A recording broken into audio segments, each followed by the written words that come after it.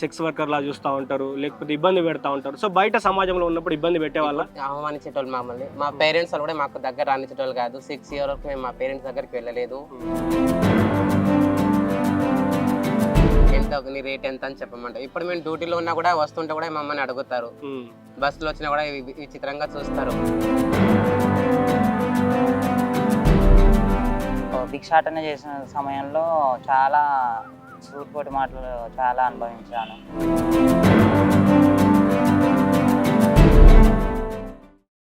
నమస్తే, welcome to Disha TV.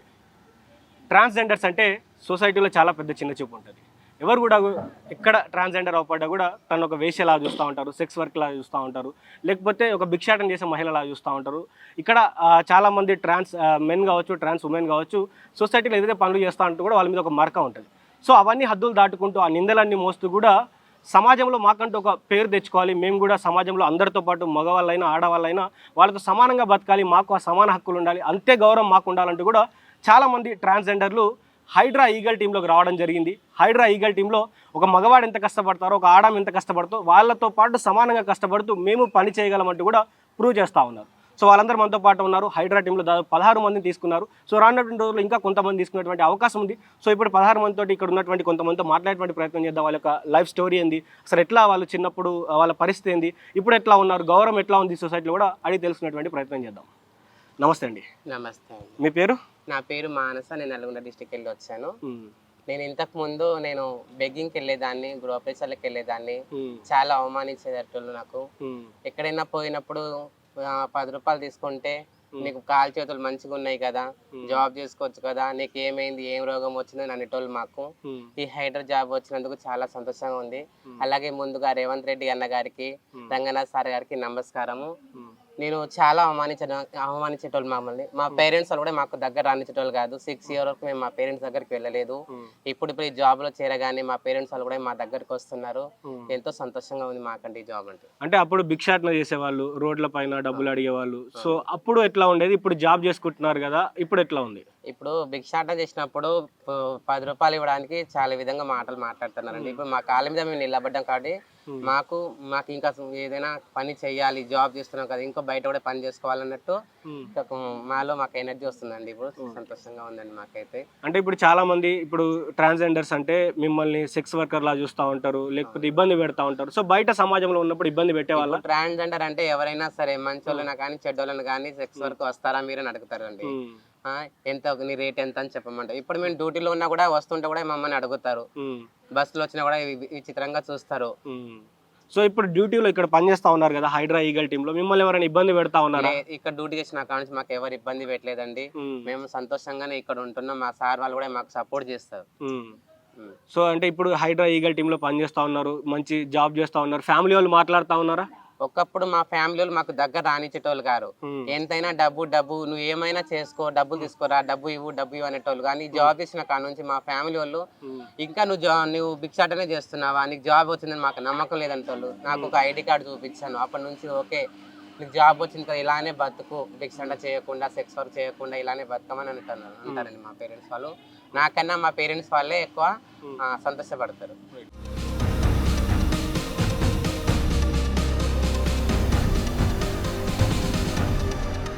చెప్పండి, మీ గురించి చెప్పండి. అసలు మీ పేరేంటి, మీరు ఎక్కడి నుంచి వచ్చారు, ఎట్లా మీ లైఫ్ ఎట్లా స్టార్ట్ అయింది? అందరికీ నమస్కారం. నా పేరు రుచిత. నేను ఒక ట్రాన్స్ ఉమెన్ని. మాది ఖమ్మం డిస్టిక్ నుంచి వచ్చాను. ఇంతకుముందు లైఫ్ ఎలా ఉండేదంటే, చిన్నప్పటి నుంచి హార్మోనల్ ఇన్బ్యాలెన్స్ వల్ల ఇట్లా ట్రాన్స్ ఉమెన్స్గా ఒక ఏజ్ వచ్చిన తర్వాత ట్రాన్స్ ఉమెన్గా అయినప్పటి నుంచి కానీ సొసైటీలో చిన్న చూపు, చీదరింపులు కావచ్చు, ఒక వ్యత్యాసంగా చూడటం, ట్రాన్స్ అంటే వీళ్ళు ఇంతే భిక్షాటనకే పరిమితం వీళ్ళు అని ఒక భావన అనేది ఉండేది సమాజంలో. సో ఎప్పుడైతే గవర్నమెంట్ రిలీజ్ చేసిన హైడ్రాలో మేము ఎప్పుడైతే జాయిన్ అయినామో, ఈగల్ టీంలో ఒక మెంబర్గా వర్క్ చేస్తున్నాము, చాలా వరకు మాలో మార్పులు అనేవి, అంటే సొసైటీలో కూడా మార్పు వస్తుంది కానీ ఇంకా రావాలి. వీళ్ళు కూడా జాబ్ చేస్తున్నారు అని కొంతమంది మాత్రం ఇప్పుడు కూడా మేము జాబ్ చేస్తున్నప్పుడు కూడా ఎక్కడైనా బస్సులో వెళ్ళినప్పుడు వీళ్ళు ఒక ట్రాన్స్ అని వ్యత్యాసంగా చూడటం అనేది జరుగుతుంది. కానీ ఎప్పుడైతే మేము ఈ జాబ్ చేస్తూ ఒక డిగ్నిటీ లైఫ్ మెయింటైన్ చేస్తున్నామో మాకు చాలా అంటే చాలా సంతోషంగా ఉంది. ఎంతవరకు చదువుకున్నారు మీరు? నేను డిగ్రీ డిస్కంటిన్యూ. సో చదువుకునే రోజుల్లో ఇబ్బందులు ఉండేవా?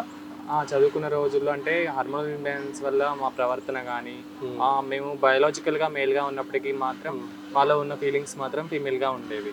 సో అప్పుడు ఎలా ఉండేదంటే వీళ్ళు కొంచెం బిహేవియర్ వేరే విధంగా ఉంది, పాయింట్ అండ్ వివిధ పేర్లతో పిలుస్తూ చాలా ఇబ్బంది పెట్టేవాళ్ళు, ర్యాగింగ్ చేసేవాళ్ళు కాలేజ్లో. సో చాలా ఇబ్బంది అనేవి ఎదుర్కొన్నాం చదువుకునే టైంలో. అంటే ఇప్పటికీ మిమ్మల్ని ఎట్లా చూస్తున్నారు అంటే ఇంట్లో వాళ్ళు ఒకప్పుడు అంటే మీకు సర్జరీ జరిగినప్పుడు కానీ మిగతా ఏమన్నా మీకు సంబంధించినటువంటి పనులు ఏమైనా జరిగినప్పుడు ఇంట్లో వాళ్ళు సపోర్ట్ చేశారా? లేదు లేదు, నేను ఒక టైంలో నా ప్రవర్తన డిగ్రీ టైం ఫైనల్ ఇయర్ టైంలో చేంజ్ అవుతుంటే ఇంట్లో వాళ్ళు కొట్టడం తిట్టడం అలాంటివి చేసి ఇంట్లోంచి నేను బయటకు వచ్చేసాను. ఎవరికి చెప్పకుండా బయటకు వచ్చేసి కమ్యూనిటీని అప్రోచ్ అయ్యి కమ్యూనిటీలో ఉంటూ వాళ్ళతో పాటు బెగ్గింగ్కి వెళ్తూ ఉన్నాను. నేను ఇట్లా కమ్యూనిటీలో ఉన్నా అని తెలిసినప్పుడు చాలా అంటే కొన్ని రోజుల వరకు మా పేరెంట్స్ చాలా బాధపడ్డారు. తర్వాత నేను సర్జరీస్ చేయించుకుని ఒక 5-6 ఇయర్స్ తర్వాత నేను ఇంటికి వెళ్ళిన తర్వాత కూడా చాలా బాధపడ్డారు. బట్ ఎప్పుడైతే జాబ్లో జాయిన్ అయ్యామో ఇప్పుడు చాలా హ్యాపీగా ఉన్నారు, అందరూ యాక్సెప్ట్ చేశారు. నేను ట్రాన్స్గా ఉన్నా కూడా అందరూ నన్ను యాక్సెప్ట్ చేశారు. అంటే మీరు బెగ్గింగ్ చేసేటప్పుడు ఎక్కువ మొత్తంలో సంపాదించేవాళ్ళు కదా, రోజుకు ఇంత సంపాదించేవాళ్ళు కదా. సో ఇప్పుడు తక్కువ సంపాదిస్తూ ఉన్నారు కదా, దానికంటే పోల్చుకుంటే సంపాదన మంచిగా అనిపిస్తూ ఉందా, గౌరవం మంచిగా అనిపిస్తూ ఉందా? అవి ఎంత బయట ఇప్పుడు బెగ్గింగ్ చేస్తున్నామంటే ఒక దగ్గర యాచిస్తున్నామంటే వాళ్ళు అనే మాటలు అనేవి పడుతున్నాం, అది మంచిగా అనిపించదు కదా, గౌరవం అనేది ఉండదు కదా ఆడుకోవడం వల్ల. సో ఇప్పుడు అనేది ఒక జాబ్ చేసి తక్కువ సంపాదన ఉన్నా కూడా జాబ్ అనేది చేస్తుంటే ఒక డిగ్నిటీ కావచ్చు, సమాజంలో గౌరవం అనేది ఉంటుంది. సో అప్పటికన్నా ఇప్పుడు లైఫ్ చాలా బాగుందని మేము అనుకుంటున్నాం. సో హైడ్రాలో ఎలాంటి పనులు చేపిస్తూ ఉన్నారు? మీకు నచ్చినటువంటి పనులు చేపిస్తూ ఉన్నారా, లేకపోతే ఇబ్బందులు పెడతా ఉన్నారా? ఎట్లా? లేదు ఎక్కడ ఇబ్బంది లేదు. హైడ్రా అనే ఒక ఆర్గనైజేషన్లో మేము వర్క్ చేస్తున్నందుకు చాలా హ్యాపీగా ఉంది. మాకు వర్క్స్ కూడా డెమోలేషన్స్ టైంలో మాకు ఇవ్వడం ఎక్కువ వర్క్ ఉంటుంది. అంటే వర్క్ అనేది ఎక్కువ ఏం లేదు. ఎవరైతే అక్రమ ఆస్తులన్నీ హైడ్రా హ్యాండ్ ఓవర్ చేసుకునే టైంలో ఎవరైతే వచ్చి హైడ్రాకి ఆపోజిట్గా ఏదైనా ఆర్గ్యూ చేసినా కూడా వాళ్ళని మేము వాళ్ళ నుండి మా హైడ్రా టీమ్ని మేము ప్రొటెక్ట్ చేసుకోవడానికి మా వర్క్ని యూజ్ చేస్తున్నాము. చాలా అంటే చాలా సంతోషం. మగవాళ్ళతోటి సమానంగా పనిచేస్తూ ఉన్నారు, ఎట్లా అనిపిస్తూ ఉంది?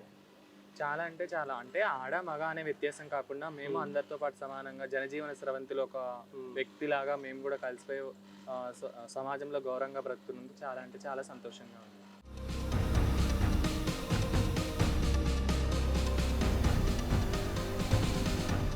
చెప్పండి, అంటే మీ గురించి ఏం చెప్పాలనుకుంటున్నారు? మీరు ఎక్కడ పుట్టారు, ఎట్లా చదువుకున్నారు, ఏం చేశారు? అందరికీ నమస్కారం అండి. నా పేరు భావన అండి. నాది భద్రాద్రి కొత్తగూడెం జిల్లా. అక్కడ నుండి ఇక్కడికి వచ్చాను. ఫస్ట్ బెగ్గింగ్ చేసేదాన్ని. తర్వాత రాష్ట్ర ప్రభుత్వము ప్రవేశపెట్టిన హైడ్రా దాంట్లో జాబ్ వచ్చింది నాకు. ఈ జాబ్ వచ్చినందుకు చాలా హ్యాపీగా ఫీల్ అవుతున్నాను. ప్రభుత్వానికి ధన్యవాదాలు. ఏం చదువుకున్నారు భావన గారు మీరు? నేను డిగ్రీ డిస్కంటిన్యూ చేశానండి. డిగ్రీ డిస్కంటిన్యూ చేశాను. సో అక్కడ మారుమూల ప్రాంతంలో ఎక్కడో భద్రాద్రి కొత్తగూడెం ఉన్నటువంటి మీరు ఇక్కడ హైడ్రాని ఎట్లా అప్రోచ్ అయ్యారు? ఎట్లా అంటే ఇక్కడ పని దొరుకుతుందని ఎట్లా తెలిసింది మీకు? కమ్యూనిటీ తరపున పెద్దవాళ్ళు కలిశారండి, సార్ వాళ్ళని, మినిస్టర్ సార్ వాళ్ళని, అడ్లూరి లక్ష్మణ్ సార్ని, సీతక్క మేడంని, వీళ్ళందరినీ, రేవంత్ రెడ్డి గారిని కూడా కలిసినట్టున్నారు. అయితే ఇంకా మాకు అవకాశం ఇచ్చారు. సో అవకాశం ఇచ్చిన తర్వాత ఎట్లా అనిపిస్తుందమ్మా? లైక్ పని చేసుకుంటున్నారు, పని చేసుకుని డబ్బులు సంపాదిస్తున్నారు, భిక్షాటన చేసుకోవట్లేదు, గౌరవప్రదంగా ఉందా లేకపోతే అదే లైఫ్ బాగుంది అనుకుంటున్నారా? చాలా గౌరవప్రదంగా ఉంది. నాకు భిక్షాటన చేసిన సమయంలో చాలా సూటిపోటి మాటలు చాలా అనుభవించాను. బాగానే ఉన్నారు కదా, కాలేజీ బాగుంది కదా, పని చేసుకొని బ్రతకొచ్చు కదా, ఎందుకో మీకు అవసరమా అని అనేవాళ్ళు. ఇంకా చాలా బాధ. ఇంట్లో వాళ్ళు ఎట్లా, ఇప్పుడు మీ ఇంట్లో వాళ్ళు ఏమంటా ఉన్నారు? ఒక 6-7 ఇయర్స్ వరకు వాళ్ళు నన్ను దూరం పెట్టారు. తర్వాత నన్ను ఇంకా అమ్మాయి అయినా అబ్బాయి అయినా ట్రాన్స్ అయినా మా పిల్లోడే అని చెప్పి ఇంకా వాళ్ళు యాక్సెప్ట్ చేశారు. ఓకే, ఇప్పుడు హైడ్రాలో పనితీరు ఎట్లా ఉంది? మీకు నష్టం ఉందా హైడ్రాలో పని చేయడం, ఇక్కడ ఉండడం? చాలా బాగుందండి. హైడ్రాలో పని చేస్తున్నాము. మా పనులని గుర్తించి రాష్ట్ర ప్రభుత్వము ఇంకా మా కమ్యూనిటీ వాళ్ళకు కూడా అవకాశం ఇవ్వాలని నేను కోరుకుంటున్నాను. మాకు కూడా ఇందిరమ్మ ఇల్లులు కావాలి. చెప్పండి, మీకు ఇంకా ఏం కావాలనుకున్నారు? గవర్నమెంట్ ఇందిరమ్మ ఇల్లులు కావాలి. మమ్మల్ని కూడా మహిళలకి అయితే ఎలాగా ప్రోత్సాహం ఇస్తున్నారో మమ్మల్ని కూడా అలానే ప్రోత్సహించాలి. ప్రోత్సహిస్తే మేము ఏ పనైనా చేస్తామో ఆకాశాన్ని కూడా అధిరోహించగల శక్తి మాకు ఉందండి. చెప్పండి, మీ గురించి ఏం చెప్పదలుచుకున్నారు? మీరు ఎక్కడి నుంచి, మీరు చిన్నప్పటి నుంచి ఎలా ఉండే మీ లైఫ్, ఇప్పుడు ఎట్లా ఉంది? నమస్తే అండి, నా పేరు సెల్వి అండి. నేను ఒక ట్రాన్స్ ఉమెన్ని మాదాపూర్లో ఉంటాను. సో మీరు తరతరగా చూసుకున్నట్టయితే కనుక మా ట్రాన్స్ కమ్యూనిటీలో ఎంతోమంది రాజుల దగ్గర మేము ఎన్నో విధాలుగా ఆ, మా సేవలు చేయడం జరిగింది. ఒక అప్పట్లో రథసారథిగా ఒక దేవత దగ్గర కానీ, తర్వాత ఎన్నో మంది రాజుల దగ్గర గృహ దీంట్లో కానీ, ఒక చెలికత్తలు కానీ, వేసలు కానీ ఎంతో విధంగా మా తరతరాలుగా మా పరంపర ట్రాన్స్ కమ్యూనిటీలో అయితే మేము ఎన్నో చేయడం జరిగింది. కానీ మాకంటూ ఒక గుర్తింపు అయితే ఇంతవరకు ఎక్కడా లేదు. మాకంటూ ఒక ఐడెంటిటీ అయితే ఎక్కడా లేదు. సో ఒక ఫ్యామిలీలో ఒక వ్యవస్థత, తర్వాత జనాలలో పబ్లిక్లో ఒక వ్యవస్థత అనేది ఉంది. సో మాకు ఒక పని అని కల్పించి మాకు ఒక డెసిగ్నేషను, తర్వాత ఒక ప్లేస్మెంట్ అంటే హైదరాబాద్లో దొరికింది. ఫస్ట్ ఆఫ్ ఆల్ దానికి చాలా హ్యాపీగా ఫీల్ అవుతున్నాము. సో ఇలాగే మా కమ్యూనిటీలో చదువుకున్న వాళ్ళందరూ ఇంకా ప్రభుత్వ శాఖలో ఇంకా వేరే వేరే శాఖల్లో కూడా జాబ్స్ చేయాలి. మాకు చదువుకున్న వాళ్ళకి కొద్దిగా ఏదైనా మంచి మంచి అవకాశాలు కల్పించాలని గవర్నమెంట్ని, సీఎం యనమల రేవంత్ రెడ్డి గారిని కోరుకుంటున్నాము. అలాగే మాకు ఈ అవకాశం ఇచ్చిన మా కమిషనర్ రంగనాథ్ సార్కి హార్ట్లీ చాలా థ్యాంక్స్ చెప్పుకుంటున్నానండి. ఇప్పుడు హైడ్రాలో పనిచేయడం ఎట్లా అనిపిస్తా ఉంది మీకు? చాలా హ్యాపీగా ఉందండి. మంచిగా ఉంది మా రోల్ ఇక్కడ. సో అందరితో పాటు మేము ఇక్కడ ఈక్వల్గా వర్క్ చేస్తున్నాము. అందరితో పాటు మా శాలరీస్ ఏదైతే మేము తీసుకుంటున్నామో సో చాలా బాగుంది.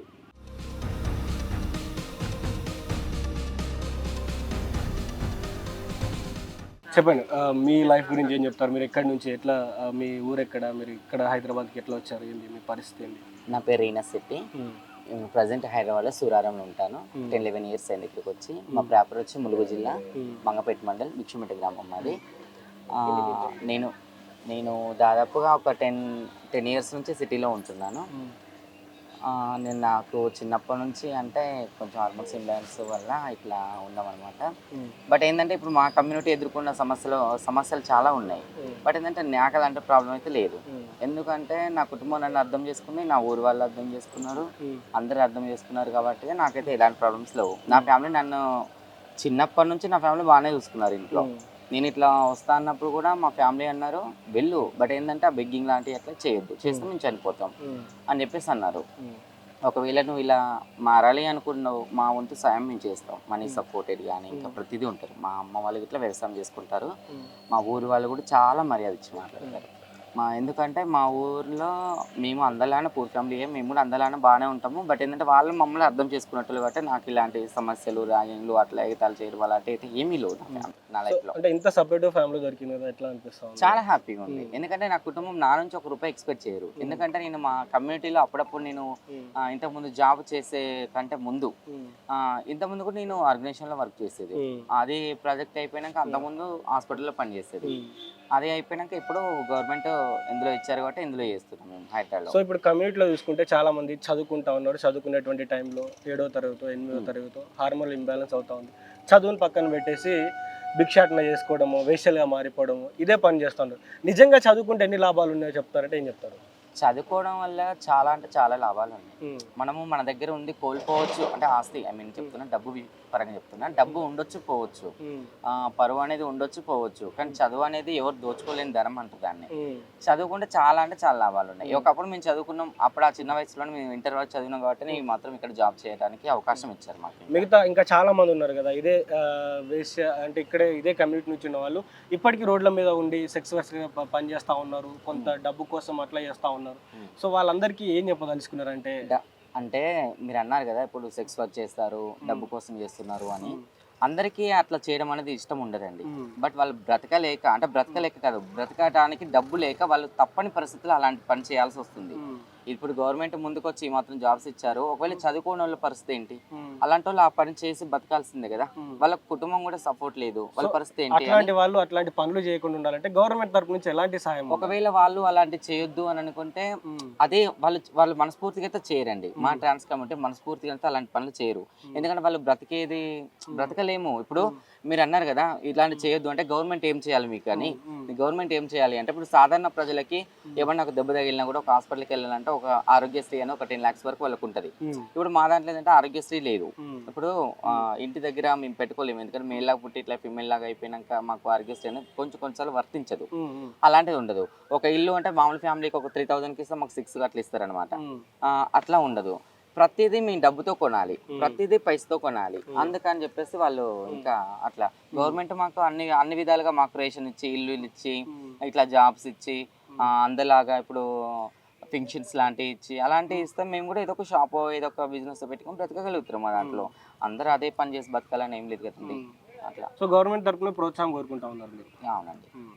సో ఏం చెప్పదలుచుకుంటున్నారు? ఇప్పుడు మీరు ఈగల్ టీంలో పని చేస్తూ ఉన్నారు. సో అందరూ గౌరవప్రదంగా ఉందా, ఎట్లా ఉంది పని? ఇక్కడ హార్డ్ పని చేపిస్తూ ఉన్నారా, లేకపోతే నార్మల్గా మిమ్మల్ని రెస్పెక్ట్ఫుల్గా చూసుకుంటా ఉన్నారా? ఎట్లా ఉంది పరిస్థితి? ఓకే, ఇప్పుడు జాబ్ గురించి మాట్లాడుతున్నారు కాబట్టిగా చెప్తున్నానండి. ఇప్పుడు హైడ్రా అనేది హైడ్రా అనేది చాలా మంచి పనులు చేస్తుంది.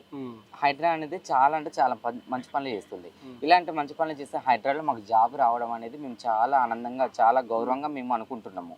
ముఖ్యంగా ఇలాంటి జాబు మాకు ముఖ్యంగా ట్రాన్స్జెండర్కు ప్రాధాన్యత ఇచ్చిన మన శ్రీ రేవంత్ రెడ్డి సార్ గారికి ధన్యవాదాలు తెలియజేసుకుంటున్నాను. అండ్ మన హైడ్రా సార్ ఉన్నారు, రంగనాథ్ సార్ గారికి ధన్యవాదాలు తెలియజేసుకుంటున్నాను. ఎందుకంటే మేము ఎక్కడో మూల ప్రాంతంలో బ్రతికే మేము గవర్నమెంట్ కాంగ్రెస్ ప్రభుత్వం ముందుకు వచ్చిన కాడ నుంచి, కాంగ్రెస్ ప్రభుత్వం మనకు గెలిచిన కాడ నుంచి ఇప్పుడు 3 టీంలలో ఇచ్చారనమాట. మాకు హైడ్రాలో ఇచ్చారు, ఇప్పుడు దీనికంటే ముందు మెట్రోలో ఇచ్చారు, దానికంటే ముందు ట్రాఫిక్లో ఇచ్చారు. కొంతమంది కొన్ని విధాలుగా ఇప్పుడు సెటిల్ అవుతున్నారు. ఇంకా మాకు మా మీద దయ చూపించి ఇంకా కొన్ని వర్గాలుగా తీసుకొని మమ్మల్ని ఇంకా జాబులు ప్రోత్సహించి జాబులలో చేర్చుకుంటే ట్రాన్స్జెండర్స్ ఒకవేళ చేయడానికి చాలా మంది ప్రోత్సాహంగా ఉన్నారండి, చాలా మంది చేస్తారు కూడా. అట్లా అని చెప్పేసి మీ సార్ని మేము ఒకటే రిక్వెస్ట్ చేస్తున్నాము. ఇంకా చదువుకున్న వాళ్ళు చాలా మంది ఉన్నారు సార్, చాలా మంది ఉన్నారు. వాళ్ళందరికీ కూడా ఏదో ఒక జాబు ఇచ్చేస్తే ఖచ్చితంగా చేస్తూ ఉంటారు. అదే సార్ నేను కోరుకుంటాను. చెప్పండి, మీ గురించి మీరు ఏం చెప్తారు? మీరు ఎక్కడి నుంచి వచ్చారు, మీ ఫ్యామిలీ ఏంటి, ఎట్లా ఉండేది మీ లైఫ్? అందరికీ నమస్కారం. నా పేరు శ్రేయాన్స్, నేను ఒక ట్రాన్స్మెన్ని. మాది సూర్యాపేట డిస్టిక్. ట్రాన్స్జెండర్స్ అనగానే ప్రతి ఒక్కరికి ట్రాన్స్ ఉమెన్సే గుర్తుకుంటారు. మా ట్రాన్స్మెన్స్ ఉన్నారనిగినా అసలు తెలియదు సమాజంకి. ఇప్పుడు ఒక 10% తెలుస్తుంది.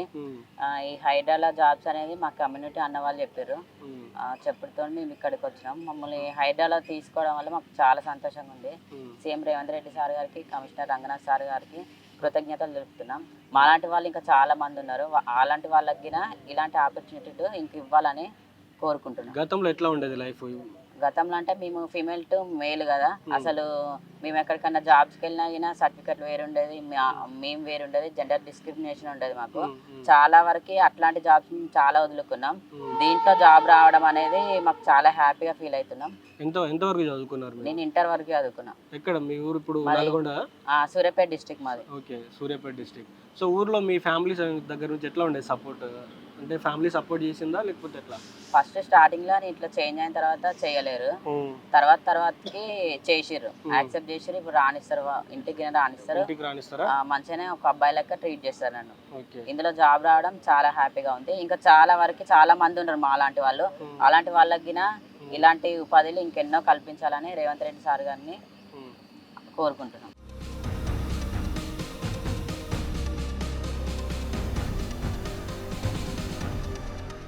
సో చూశారు కదా, వీళ్ళందరి స్టోరీ అయితే వినడం జరిగింది. ఒక్కొక్కరి స్టోరీ ఒక్కొక్కరి విధంగా ఉంది. సో చిన్నప్పటి నుంచి వారికి ఉన్నటువంటి హార్మోనల్ ఇంబ్యాలెన్స్ వల్ల కావచ్చు, వివిధ రకాలైనటువంటి స్టేజ్లో వారి యొక్క లైఫ్ని వాళ్ళు మెన్ నుంచి ఉమెన్కి, ఉమెన్ నుంచి మెన్కి మారడం జరిగింది. సో మారిన తర్వాత కూడా వాళ్ళ లైఫ్లో చాలా చేంజెస్ వచ్చాయి. ఫ్యామిలీ ఒప్పుకోకపోవడం కావచ్చు, సొసైటీ నిందించడం. సో చాలామంది భిక్షాటన చేసేవాళ్ళమని వాళ్ళే చెప్తా ఉన్నారు. సో అక్కడ భిక్షాటన చేసిన తరుణంలో వాళ్ళకు జరిగినటువంటి అవమానాలు కావచ్చు, వాళ్ళు పడ్డటువంటి కష్టాలు కావచ్చు, తర్వాత ఎప్పుడైతే గవర్నమెంట్ వచ్చిన తర్వాత ఇటు హైడ్రాలో ఈగల్ టీం, అటు ట్రాఫిక్లో కావచ్చు, మెట్రోలో కావచ్చు, ఇట్లా కొన్ని వాళ్ళ కమ్యూనిటీలో ఉన్నటువంటి ఎవరైతే పెద్దవాళ్ళుగా ఉన్నారో వాళ్ళందరూ కూడా గవర్నమెంట్ తోటి మాట్లాడడం, మాకు కూడా కొన్ని అవకాశాలు కావాలంటే అడగడం. సో గవర్నమెంట్ స్పందించిన తర్వాత వీళ్ళందరూ కూడా ఇక్కడికి వచ్చి పని చేసుకోవడం. సో వారికి కూడా గర్వకారణం, సొసైటీ కూడా గర్వకారణం. ఎందుకంటే వీళ్ళందరినీ వేషలుగా చూడడం కంటే ఇక్కడ ఇట్లా పనిచేసుకున్నటువంటి తరుణంలో చూడడమే చాలా గొప్ప. ఎందుకంటే వాళ్ళు ఈరోజు పనిచేస్తున్నటువంటి తీరు కావచ్చు, హైడ్రా నుంచి కావచ్చు, హైదరాబాద్లో ఉన్నటువంటి అధికారులతో మాట్లాడితే కూడా వాళ్ళు చాలా మంచిగా పనిచేస్తూ ఉన్నారని చెప్తా ఉన్నారు. నిజంగా వాళ్ళు పనిచేస్తున్నటువంటి తీరును కావచ్చు, సొసైటీలో వాళ్ళు తీసుకుని రావడానికి ట్రై చేస్తున్నటువంటి మార్పు ఏదైతే ఉందో, ఏదైతే ట్రాన్స్జెండర్స్ అంటే ఓన్లీ వేశ్యలుగా కాదు, బెగ్గర్స్గా కాదు, మేము పని కూడా చేయగలం, మాకు ఉద్యోగాలు ఇస్తే మేము నిరూపించుకోగలమని కూడా వారందరూ నిరూపిస్తూ ఉన్నారు. వాళ్ళందరూ కూడా గవర్నమెంట్కి థ్యాంక్ఫుల్గా ఉన్నారు. అదేవిధంగా రానున్నటువంటి రోజుల్లో ఇంకా మా కమ్యూనిటీలో చాలా మంది ఉన్నారు. సో వారికి కూడా అవకాశం కల్పించాలని కోరుతా ఉన్నారు. సో వారు మాకు వచ్చింది, మేము సంతోషంగా ఉన్నాం, సో మాకే రావాలంటూ ఏ స్వార్థం కనిపించకుండా మాలాంటి వాళ్ళు ఇంకా చాలా మంది ఉన్నారు. సో వాళ్ళని కూడా ఆదుకోండి అంటూ కూడా వారు ముందుకు వస్తూ ఉన్నారు. కాబట్టి గవర్నమెంట్ రానున్నటువంటి రోజుల్లో కూడా రేవంత్ రెడ్డి ప్రభుత్వం కావచ్చు, ఇంకా రానున్నటువంటి ప్రభుత్వాలు ఏవైనా కూడా ట్రాన్స్జెండర్స్ ఎవరు ఉన్నారో వారికి సంబంధించినటువంటి ప్రాథమిక హక్కులు ఏమున్నాయి, ఈ హెల్త్ కావచ్చు, ఎడ్యుకేషన్ సంబంధించినటువంటి విభాగాల్లో అందరితో కూడా వారిని ఆదుకోవాలి. వారిని ఆదుకున్నప్పుడే సమాజంలో వారికంటూ కూడా ఒక గుర్తింపు వస్తుంది, వారికంటూ కూడా ఒక గౌరవం వస్తుంది. కాబట్టి గవర్నమెంట్ ఆ విధంగా చొరవ తీసుకోవాలని కూడా కోరుకుందాం. సో ఇది ఇప్పటివరకు వీటితో పాటు స్పెషల్ స్టోరీ జరిగింది. దిశా టీవీ వీళ్ళ మీద స్పెషల్ ఫోకస్గా వీళ్ళ మీద ఒక ప్రత్యేక స్టోరీ చేయడం జరిగింది. సో చూస్తుండండి దిశా టీవీ.